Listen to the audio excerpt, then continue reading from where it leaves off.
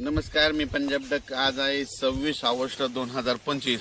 राज्यातल्या शेतकऱ्याला सांगू इच्छितो की तुम्ही काय करा, म्हणजे आता ना म्हणजे आज आणि उद्याचे दिवस तुम्हाला ना शेतामध्ये फवारणी करायला वेळ भेटेल, दुपारपर्यंत ऊन भेटेल, त्याच्यामध्ये तुम्ही फवारणीची खताची कामे करून घ्या। कारण की राज्यामध्ये 27 पासून ते गणपतीचं आगमन म्हणजे गणपती बाप्पाचं आगमन पासून ते विसर्जनापर्यंत राज्यात सांगायचं झालं तर पाऊस जास्त कुठं पडणार आहे। वर्धा, नागपूर, भंडारा, गोंदिया, चंद्रपूर, यवतमाळ, नांदेड, हिंगोली, त्याच्यानंतर परभणी, त्याच्यानंतर बीड जिल्हा, लातूर जिल्हा, जालना जिल्हा, संभाजीनगर, बुलढाणा जिल्हा, अकोला, अमरावती, हिंगोली, वाशिम, म्हणजे गणपती आपलं श्रीचं आगमन पासून ते 5 तारखेपर्यंत विसर्जनापर्यंत ह्या पट्ट्यामध्ये दररोज वेगवेगळ्या भागात दररोज पाऊस सुरू राहणार आहे। म्हणून हा अंदाज लक्षात घ्यायचा।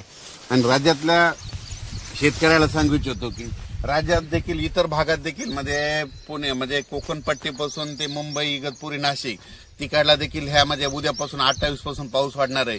श्रीचं आगमन होणार आहे आणि तिकडला पाऊस वाढणार आहे। सातारा, सांगली, सोलापूर, कोल्हापूर तिकडे देखील काय होणार आहे, श्रीचं आगमन झालं की तिकडे देखील पाऊस वाढणार आहे। म्हणून बीड जिल्ह्यात देखील वाढणार आहे, कडा आष्टीकडे पडणार आहे, अहिल्यानगरकडे देखील पडणार आहे, जळगाव जिल्ह्यात देखील पडणार आहे, धुळे जिल्ह्यात देखील पडणार आहे, नंदुरबार जिल्ह्यात देखील पडणार आहे, नाशिककडे पडणार आहे, इगतपुरीकडे जरा तिकडचा दररोज चालूच राहील। म्हणून हे लक्षात येतं। पण त्याच्या व्यतिरिक्त तुम्हाला एक सांगू इच्छितो की राज्यात म्हणजे पूर्व विदर्भ, पश्चिम विदर्भ, मराठवाड्यामध्ये आता हे श्रीचं आगमन उद्यापासून तसं तर आजच नांदेड जिल्ह्यातून आजच पावसाला सुरुवात होईल। नांदेड, धर्माबाद, बिलोली, नायगाव, यवतमाळ म्हणजे इकडून अशी सुरुवात होईल अहमदपूर, लातूर। तर ते काय होणार आहे तुम्हाला सांगतो, आजपासून ते 5 तारखेपर्यंत दररोज मराठवाड्यात, पूर्व विदर्भ, पश्चिम विदर्भ, मराठवाड्यात 7 जिल्हे आणि त्याच्यानंतर 11 जिल्हे, 16-17 जिल्ह्यात मात्र आता हे पाऊस जास्त राहणार आहे। मात्र सर्व दूर राज्यभर नाही राहणार, पण जास्त पाऊस विदर्भाचे 11 जिल्हे आणि मराठवाड्याचे 7-8 जिल्हे आणि त्याच्यानंतर अहिल्यानगर, सोलापूर, धाराशिव ह्या पट्ट्यामध्ये ह्या जरा जास्त पडणार आहे।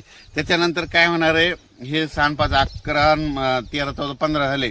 त्याच्यानंतर नंदुरबार जिल्हा, धुळे जिल्हा, जळगाव जिल्हा, नाशिक जिल्हा आणि मुंबई ह्या पट्ट्यांमध्ये ह्या भागात देखील ह्या जिल्ह्यात जास्त पाऊस राहणार आहे।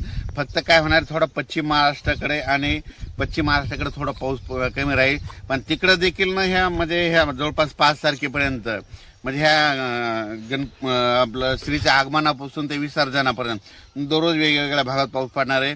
सर्वदूर नसणार, पण दररोज काय होईल, आज समजा तुम्हाला सांगतो आज नांदेड जिल्ह्यात पाऊस सुरू होईल तर उद्या परभणीकडे येईल की 13 जालन्याकडे जाईल। म्हणजे दररोज असा वेगवेगळा जिल्हा घेईल, वेगवेगळा तालुका घेईल, पण हा राज्यभर पाऊस काय होणार आहे आता म्हणजे उद्यापासून सुरू होणार आहे। शेतकऱ्याला फक्त आता 2 दिवस आहे, आज आणि उद्याचा दिवस शेतीचे कामे करण्यासाठी। आज दुपारपर्यंत काय होईल, थोडं सूर्यदर्शन होईल। सूर्यदर्शन झाल्याच्या नंतर काय होईल, लगेच काय होईल, पुन्हा दुपारी 2:30च्या नंतर काही भागाला पाऊस सुरुवात होणार आहे। म्हणून हे लक्षात घ्यायचं। पण राज्यात मात्र सांगायचं झालं तर म्हणजे हे उद्या म्हणजे 27 तारखेपासून 27 ऑगस्ट ते जवळपास 5 सप्टेंबरच्या दरम्यान दररोज वेगवेगळ्या भागात विखुरलेला स्वरूपाचा पाऊस पडणार आहे।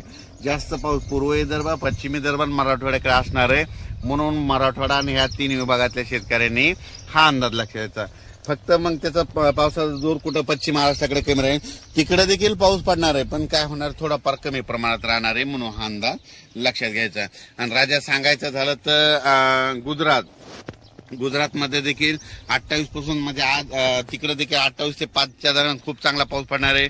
राजस्थानकडे खूप पडणार आहे, मध्य प्रदेशकडे देखील खूप पडणार आहे। म्हणजे ह्या 5-6 दिवसामध्ये 8 दिवसाच्या काळामध्ये मध्य प्रदेश झालं, राजस्थान झालं, गुजरात झालं, तिकडे देखील खूप पाऊस पडणार आहे। म्हणून त्या राज्यातल्या शेतकऱ्यांनी हे अंदाज लक्षात घ्यायचा, कारण की त्या राज्यातले आपले फॉलोअर्स आहेत म्हणून तुम्हाला सांगतो। त्याच्यानंतर तेलंगणातल्या शेतकरी, कर्नाटक, आंध्र शेतकऱ्यांनी देखील हा अंदाज लक्षात घ्यायचा।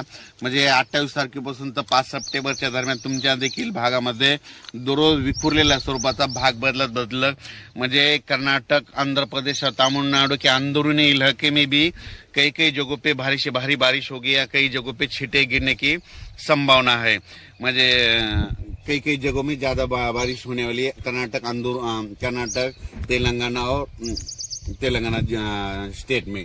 आणि त्याच्यानंतर सांगतो की महाराष्ट्रात देखील दररोज वेगवेगळ्या भागात पाऊस पडणार आहे म्हणून शेतकऱ्यांनी ह्या 2-3 दिवसामध्ये, आणि तसं तर काय करायचं आता ह्या 8 दिवसामध्ये जसं वेळ शेतीचे कामं भेटतील तसं कामं करून घ्या म्हणून ही अंदाज लक्षात घ्या.